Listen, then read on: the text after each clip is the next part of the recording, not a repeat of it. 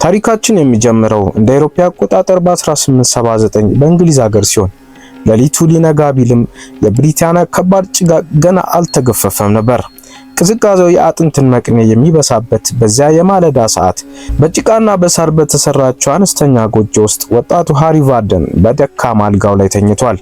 ድንገት ግን ከተለመደው የሌሊት ጸጥታ ውጪ የሰዎች ኮቴ፣ የብረት ድምጽና ሸካራ ሳቅ ከእንቅልፉ ቀሰቀሰው። ሕፃኑ ሃሪ ብርድ ልብሱን ሰብሰብ አድርጎ ባዶ እግሩን ቀዝቃዛው መሬት ላይ አሳረፈ። በጉጉትና በግርምት ተሞልቶ ወደ ውጭ ወጣ። በሩን ከፍቶ ሲወጣ ያየው ትዕይንት ግን እንግዳ ነበር። ውድ የሆኑ የሱፍ ኮቶችን የለበሱ ረዣዥም ጥቁር ባርኔጣዎችን የደፉና በትዕቢት የተወጠሩ የለንደን ባለጸጎች በቤቱ ዙሪያ ተሰብስበዋል። በእጆቻቸው የብረት ሰንሰለቶችንና የመለኪያ ዘንጎችን ይዘው መሬቱን ይለካሉ። እርስ በርሳቸው የሚለዋወጡት የኩራት ሳቅና አስተያየት ለአካባቢው ድሆች ምንም ግድ እንደሌላቸው ያስታውቃል። ይህንን መሬት የለኩት ለነዋሪዎቹ አስበው ሳይሆን የራሳቸውን የቅንጦት መዝናኛ ታላቅ የጎልፍ መጫወቻ ሜዳ ለመገንባት ነበር። ሕፃኑ ሃሪ በየዋህነት ወደ አንዱ ባለጸጋ ተጠጋ። አይኖቹን ወደ ላይ አንጋጦ በልጅነት ንጽህና ጠየቀ። ይቅርታ ጌታዬ፣ ለመሆኑ ጎልፍ ምንድን ነው? ባለጸጋው መለስ ብሎ ሃሪን ተመለከተው። በቅንጦት ልብሶቹና በሃሪ አሮጌ እራፊ ጨርቆች መካከል ያለው ልዩነት በግልጽ ይታያል። ባለጸጋው ጎንበስ ብሎ ፊቱ ላይ ምንም አይነት ርኅራኄ በሌለው ቅዝቃዜ መለሰለት። ይህ በከፍተኛ ማህበረሰብ ባለጠጎችና መኳንንት ብቻ የሚጫወት ጨዋታ ነው። ያንተ ቢጤ ለሆኑ ትናንሽና ምስኪን ልጆች የሚሆን አይደለም። ዓመታት ያልፋሉ። ታሪኩም ወደ 1900 ዓመተ ምህረት በብሩክላይን ማሳቹሴት ይሸጋገራል። ወጣቱ ፍራንሲስ ኦይሜት አሁን ትልቅ ሰው ሆኗል። ፍራንሲስ የመጣው ከትሁት የስደተኛ ሰራተኛ ቤተሰብ ቢሆንም ከቤቱ ማዶ በሚገኘው ባለጸጎች የሀገር ክለብ ወይም ካንትሪ ክለብ ውስጥ በኳስ አቀባይነት ይሰራል። ከድሃ አስተዳደጉ በተቃራኒ ፍራንሲስ በጣም ስነ ስርዓት ያለው ጨዋና በስፖርቱ እጅግ የተማረከ ልጅ ነው። አንድ ቀን እየሰራ ሳለ ቫርደን የሚል ስም የተጻፈበት የጠፋ የጎልፍ ኳስ ያገኛል። ይህች ትንሽ ግኝት ሁሉንም ነገር ትቀይሯለች። ወደ ቤቱ ሲመለስ በአንድ የጎልፍ ዕቃዎች መሸጫ ሱቅ አጠገብ ይቆምና ከድሃ ሕይወቱ ተነስቶ በዓለም ላይ ታላቁ የጎልፍ ተጫዋች የሆነው የሃሪ ቫርደን ፎቶ ያያል። ፍራንሲስ በሐሳብ ተሞልቶ ወደ ቤቱ ይወጣል። በመንገድ ላይም ሳራ ከምትባል አንዲት የባለጸጋ ልጅ ወጣት ሴት ጋር የአይን እይታ ይለዋወጣሉ። ይህም ሊያቋርጠው የሚያልመውን ሰፊ የማህበረሰብ ርቀት ያሳያል። በቤት ውስጥ ፍራንሲስ ከምትደግፈው እናቱ ሜሪና ጠንካራ ከሆነ አባቱ አርተር ጋር ይኖራል። አርተር የተለመደውን የስደተኛ ሰራተኛ አባት ይወክላል። ስለ መኖር ብቻ የሚጨነቅ ህልሞችን የሚጠራጠርና እንደነሱ ላለ ማህበረሰብ ጨዋታዎች ጊዜ ማጥፊያ እንደሆነ የሚያምን ሰው ነው። ፍራንሲስ ቶሎ ከመተኛት ይልቅ ስለ ቫርደን ሲያነብ ያድራል። የልጁን ፍላጎት የተመለከቱ የአካባቢው የጎልፍ ክለብ ሰራተኛ ለፍራንሲስ ልክ የሆነች ትንሽ የጎልፍ መምቻ በሚስጥር ስጦታ ይሰጠዋል። ፍራንሲስ በሌሊት በጉጉት መጀመሪያዎችን ምቶች መለማመድ ይጀምራል። ነገር ግን አባቱ ድምጽ እንዳያሰማ በመከላከል በጋዱ ህይወት ላይ እንዲያተኩር ያዟል። ይህ አንድ ወላጅ ለልጁ የወደፊት የገንዘብ ዋስትና ከመስጋቱ የተነሳ ሳያውቀው የልጁን ህልም እንዴት እንደሚያሰናክልበት የሚያሳይ ልብ ሰባሪ እውነት ነው። በማግስቱ ታዋቂው ሃሪ ቫርደን ለትዕይንት ወደ ከተማ ይመጣል። ፍራንሲስ እንዲፈቀድለት አባቱን አጥብቆ ይለምናል። ነገር ግን አርተር ፈጽሞ እምቢ በማለት ወደ ትምህርት ቤት እንዲሄድ ያዟል። እንደ ዕድል ሆኖ እናቱ ሜሪ ጣልቃ በመግባት ልጇን በሚስጥር ወደ ዝግጅቱ ትወስዷለች። ፍራንሲስ መድረክ ላይ ቫርደን እንከን የለሽ ችሎታውን ሲያሳይ በፍጹም መገረም ይመለከታል። ቫርደን ከተመልካቾች መካከል አንድ ረዳት ሲጠየቅ ፍራንሲስ በጉጉት ወደፊት ይወጣል። መጀመሪያ ላይ ቫርደን ልጁን እንደ አንድ ቆንጆ ሕፃን ብቻ ቢያየውም በኋላ ግን ፍራንሲስ ምን ያህል ቁም ነገረኛ እንደሆነ ይረዳል። ቫርደን ጊዜ ወስዶ ትክክለኛውን የጎልፍ አያያዝና አቋም ያስተምሯል። በጥቂት ማስተካከያዎች ብቻ ፍራንሲስ ግሩምና ንጹህ ምት ይመታል። ከታዋቂ ባለሙያ የተገኘችው ይቺ ብቸኛ እውቅና የፍራንሲስ የህይወት አቅጣጫ ለዘላለም ትቀይሯለች። ዓመታት በፍጥነት ይነጉዳሉ። ፍራንሲስም ጎልማሳ ይሆናል። በክለቡ ዋና ኳስ አቀባይ ወይም ካዲ ማስተር እገዛ የራሱን የጎልፍ ዕቃዎች እያከማቸ በክፍሉና በግቢ ውስጥ ያለ እረፍት ይለማመዳል። በሱ አስደናቂ ችሎታና መረጋጋት የተደነቁት ባለጸጋው ጨዋ ሚስተር ሄስቲንግስ ፍራንሲስን በከፍተኛ የጎልፍ ሜዳ ላይ አብሮት እንዲጫወት ይጋብዙታል። ፍራንሲስ 81 ያለ አስደናቂ ውጤት ያስመዘግባል። የማይካደውና አቅሙን በማየት ሃስቲንግስንና የኳስ አቀባይ ማስተሩ በሚቀጥለው ብሔራዊ የአማተር ሻምፒዮና ወይም ናቹራል አማተር ቻምፒዮንሺፕ ላይ እንዲሳተፍ ስፖንሰር ሊያደርጉት ይወስናሉ።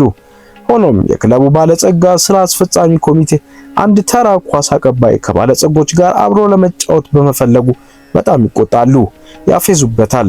እንዲሁም የባለጸጋ አስተዳደግ የለም በማለት እንዳይሳተፍ ሊከለክሉት ይሞክራሉ። ፍራንሲስ አንድ የመጨረሻ መሰናክል ያጋጥመዋል። ይህም $50 መግቢያ ክፍያ ነው። ለድሃ ቤተሰብ ይህ እጅግ ከፍተኛ የገንዘብ አደጋ ነው። ፍራንሲስ እያንዳንዱን ሳንቲም እንደሚመልስ ቃል በመግባት ለአባቱ ገንዘብ እንዲሰጠው ይለምናል። አርተር ይስማማል። ነገር ግን በአንድ ጭካኔ ቅድመ ሁኔታ ፍራንሲስ ከተሸነፈ ጎልፍ መጫወቱን ለዘላለም ማቆም፣ በሰራተኛ ማህበረሰብ ውስጥ ያለውን ቦታ መቀበልና እውነተኛ ስራ መያዝ አለበት። ፍራንሲስ ይህንን ከፍተኛ ዋጋ የሚያስከፍል ቁማር ይቀበላል። ከውድድሩ በፊት ፍራንሲስ ከልጅነት ጓደኛው ባለጸጋዋ ሳራ ጋር ዳግም የሚገናኝበት የተጫዋቾች ድግስ ላይ ይታደማል። ጥሩ ዳንስ ቢያሳልፉም ፍራንሲስ በሌሎች ባለጸጋ ተጫዋቾች አማካኝነት የነሱ ዓለም አባል እንዳልሆነ በፍጥነት ማስታወሻ ይሰጠዋል። በማግስቱ ውድድሩ ይጀምራል። ፍራንሲስ በሚያስደንቅ ሁኔታ ይጫወታል።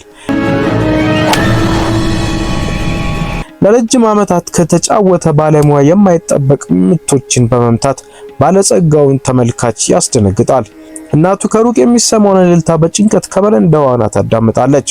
ፍራንሲስ ለቻምፒዮናው ለማለፍ የሚያስፈልገውን የመጨረሻውንና ወሳኙን ምት ደረጃ ላይ ይደርሳል። ውጥረቱ ከፍተኛ ነው። ነገር ግን ሊመታ ሲል አባቱ ከተመልካቾች መካከል ሆኖ ትኩር ብሎ ሲያዩ ያስተውላል። በአባቱ አለመደሰትና በገቡት ውል ከባድ ጫና የተዋጠው ፍራንሲስ ትኩረቱን ያጣል። ምቱን በአንድ ነጥብ ስቶ ለሻምፒዮናው ሳያልፍ ይቀራል። ባለጸጎቹ ተጫዋቾች ለመሆኑ አሁንም ቦርሳችንን ለመሸከም ዝግጁ ነህ እያሉ ያፊዙበታል። በሐዘን የተሰበረው ፍራንሲስ ወደ ቤቱ ተመልሶ በእንባ ይዋጣል። ሃሪ ቫርደን ፎቶዎችም ከግድግዳው ላይ ይቀዳል። በህልሙ ላይ ተስፋ ቆርጧል።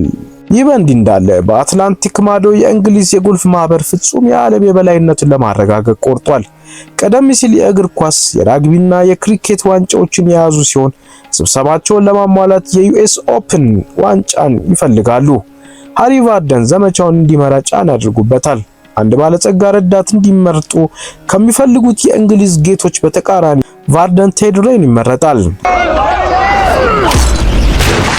እሱም ለገንዘብ ሲል የጎልፍ ዘዴዎችን በማሳየት የሚተዳደር ተራ ሰራተኛ ተጫዋች ነው። ቫርደን እውነተኛ ችሎታ ከማዕረግ በላይ ዋጋ እንዳለው ያውቃል። ይህም ፍራንሲስ በአሜሪካ እየገጠመው ላለው ትግል ቀጥተኛ ነጸብራቅ ነው። አሁን ፍራንሲስ እድሜው 20 ዓመት ሆኗል። ለአባቱ የገባውን ቃልም ያከብራል። በቦስተን በሚገኝ የስፖርት ዕቃዎች መሸጫ ሱቅ ውስጥ ወለል በማጠብ ከባድ ስራ ይሰራል። ከሚፈልገው ህይወት ሙሉ በሙሉ የተገለለ ሆኖ ይሰማዋል። አንድ ምሽት ሳራ በኦፔራ ቲያትር ውስጥ በልዩ ባለጸጎች ክፍል ውስጥ ተቀምጣ ካየ በኋላ ፍራንሲስ ለመቅበር የተገደደውን የተፈጥሮ ታላቅነት ጥሪ ለእናቱ በግልጽ ይነግራታል። በማግስቱ የዩናይትድ ስቴትስ የጎልፍ ማህበር ፕሬዝዳንት ከሚስተር ሄስቲንግስ ጋር ወደ ስፖርት ዕቃዎች ሱቅ ይገባሉ። የእሱን ጥሬ ችሎታ የማወቅ ለፍራንሲስ በሚቀጥለው 1913 የዩኤስ ኦፕን ላይ እንዲሳተፍ ልዩና ቀጥተኛ ግብዣ ያቀርቡለታል። ለአባቱ የገባውን ቃል በማስታወስ ልቡ የተሰበረው ፍራንሲስ መጀመሪያ ላይ ጥያቄውን ውድቅ ያደርጋል። ነገር ግን በውስጡ ያለው የሚነድ ስሜት ሊሞት አልቻለም። በሱቅ ውስጥ ያሉትን የጎልፍ ክለቦች ትኩር ብሎ ሲመለከት ፍራንሲስ በጸጸት የተሞላ ህይወት መኖር እንደማይችል ይረዳል። ከበስተጀርባ እያሰበ ይሮጥና ሐሳቡን በመቀየር ግብዣውን ይቀበላል። ወዲያውን ክሎቱን ለማሳደግና ከዓለም ምርጥ ተጫዋቾች ጋር ለመጋፈጥ ወደ ከባድና የተጠናከረ ልምምድ ስራ ይገባል። የ1913 የዩኤስ ኦፕን በሀገር ክለብ ወይም በካንትሪ ክለብ ይጀመራል። በመጀመሪያዎቹ የልምምድ ውድድሮች ፍራንሲስ ተከታታይ 6 ስኬታማ ምቶችን በመምታት እውነተኛ ተፎካካሪ መሆኑን ለዓለም ያረጋግጣል። ሆኖም የስነ ልቦና ጦርነት በውድድሩ መግለጫ ላይ ይጀምራል። ትዕቢተኛው እንግሊዛዊ ሎርድ ኖርስክሊፍ ውድድሩ የተዘጋጀው ለእውነተኛ ጨዋዎች ብቻ እንደሆነ በይፋ በመናገር የአሜሪካውያን ተጫዋቾች ሞራል ለመስበር ይሞክራል። ነገሮችን ይበልጥ ለማባባስ የፍራንሲስ ኳስ አቀባይ በአንድ ባለጸጋ እንግሊዛዊ ተጫዋች የተሻለ ገንዘብ ስለተከፈለው በመጨረሻው ሰዓት ጥሎት ይሄዳል። ብቻውን የቀረው የደነገጠው ፍራንሲስ ምትክ መፈለግ ይጀምራል። እዚህ ላይ ነው ኤዲ ላውሪ የሚመጣው። እሱም ፍራንሲስን ለመዳት የቆረጠ ትንሽ የ10 ዓመት ታማኝ ልጅ ነው። ፍራንሲስ መጀመሪያ ላይ ኤዲ በጣም ትንሽና ልምድ የሌለው በመሆኑ ቢሰጋም የኤዲ ፍጹም እምነትና ትልቅ ልብ የወጣቱ ፍራንሲስን የመጀመሪያ ትግል ያንጸባርቃል። ሌላ አማራጭ ስለሌለው ፍራንሲስ በትንሹ ልጅ ላይ ቁማር ይጫወታል። ፍራንሲስ ወደ ቤት ሲመለስ አባቱ አርተር ቃሉን በማፍረሱ በጣም ተቆጥቷል። አርተር ጠንካራ ማስጠንቀቂያ ይሰጠዋል። ፍራንሲስ በራሱ ሕግ ለመኖርና ጨዋታን ለማሳደድ ከፈለገ ከእንግዲህ በዚህ ቤት ውስጥ ቦታ የለውም። ፍራንሲስ አቋምን አጽንቶ ዕቃውን ጠቅልሎ ዕጣ ፈንታውን ለመጋፈጥ ይወጣል። ከጀርባውም የእናቱ ዝምተኛ ፍቅር ብቻ ይከተለዋል። ይፋዊ የውድድር ደረጃዎች ይጀምራሉ። የአየር ሁኔታውን በጣም አስቸጋሪ ነው። ታዋቂዎቹ እንግሊዛውያን ሃሪ ቫርደን እና ቴድ ሬድ በፍጥነት መሪነቱን ሲረከቡ፣ ባለጸጎቹ አሜሪካውያን ግን በጫናው ምክንያት መሰናከል ይጀምራሉ። መጀመሪያ ላይ ፍራንሲስ በሚዘንብበት ዝናብና በባለጸጋዎቹ መካከል የትንኮሳ እይታዎች መካከል ፍጥነቱን ለማግኘት ይቸገራል። ነገር ግን ትንሹ ኤዲ ተስፋ እንዲቆርጥ አይፈቅድለትም። ያለማቋረጥ እንዲረጋጋና በትክክል እንዲጫወት ያደርገዋል። በአንዳንድ ምት በማይቻል ሁኔታ ታምር ይፈጠራል። በአራተኛ ዙር ማጠናቀቂያ ላይ ፍራንሲስ ሁሉንም ግምቶች በማውደም ከቫርደንና ከሬ ጋር እኩል በመሆን አስደናቂ አቻ ውጤት ያስመዘግባል። መለያው የጎልፍ ዓለም በአድናቆት ይናወጣል።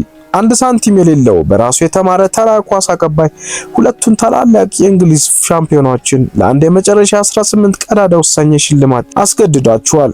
በዚያች ምሽት ሎርድ ኖርስክሊፍ የፍራንሲስን ድሃ አስተዳደግ በማንኳሰስ እንደ ድንገተኛ ዕድል ይቆጥሯል። ነገር ግን የራሱን የሰራተኛ ማህበረሰብ ታሪክ የሚያስታውሰው ሃሪ ቫርደን በሎርዱ ላይ በቁጣ በመጮህ ፍራንሲስ ካሸነፈ በንጹህ ችሎታው፣ በጠንካራ ስራውና በማንነቱ እንደሆነ ይናገራል። እነዚህ ደግሞ በገንዘብ የማይገዙ ነገር ናቸው ይለዋል። መድረኩ ለታላቅና ታሪካዊ ፍልሚያ ተዘጋጅቷል። ያ የ10 ዓመት ልጅ እያለ የአንተ ቢጤ ጎልፍ ሜዳ ላይ አይቆምም የተባለው ሃሪ ቫርደን ዛሬ በታላቅ የዩኤስ ኦፕን መድረክ ላይ ቆሟል። ፊልሚያው በሃሪ ቫርደንና በታላላቅ አፈ ታሪኮች መካከል ወደ ሆነ አስጨራሽ ፉክክር ተቀየረ። በመጨረሻው ወሳኝ ምት ላይ መላው ሜዳ ትንፋሽን ዋጠ። ኳሷን ትኩር ብሎ ተመለከተ። በጆሮ ውስጥ የዚያ ባለጸጋ ይህ ያንተ ቢጤ ጨዋታ አይደለም የሚለውን የንቀት ቃል አስተጋባ።